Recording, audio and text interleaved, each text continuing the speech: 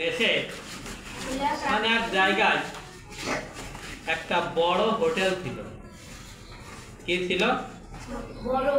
Hotel.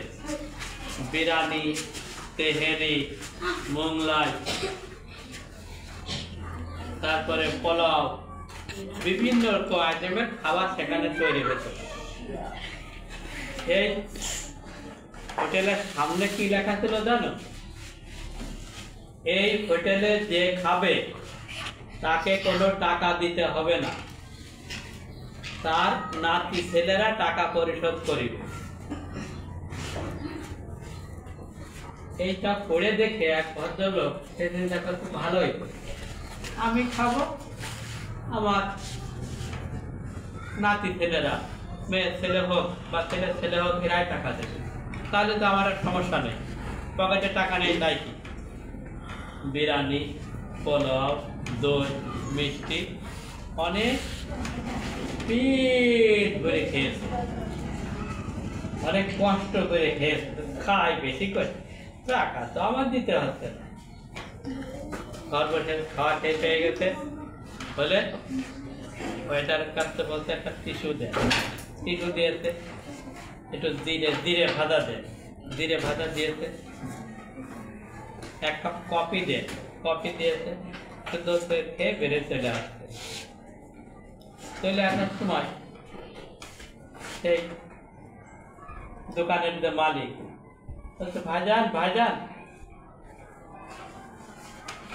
এই যে আপনার বিল হয়েছে 750 টাকা, আপনি একটা বিল ধরাই দিয়েছে। তখন বলতে যে লেখা রয়েছে এই হোটেলে যে খাবে তাকে টাকা দিতে হবে না, তার নাত ছেলেরা টাকা দেবে। তা আমার বিল 750 হয়েছে, আমার নাতি ছেলেরা দেবে। বলতে হ্যাঁ, আপনাকে 750 টাকা দিতে হবে না, আপনাকে এখন 750 টাকা দেওয়া লাগবে না, আপনার নানা আমার দোকান থেকে 1000 টাকা খেয়েছিল,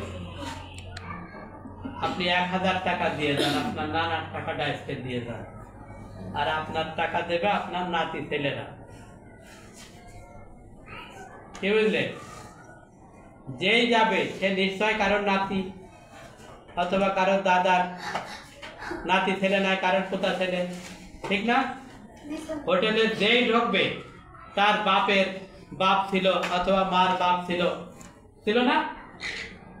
অতএব ওখানে যে যাবে সে এই কায়দায় কি হবে, ঢুকে আসবে। তার যদি 500 টাকা বিল হয়, দোকানদার করবে আপনার নানা খেয়েছিল 750 টাকা, সেই টাকাটা আপনি দেন।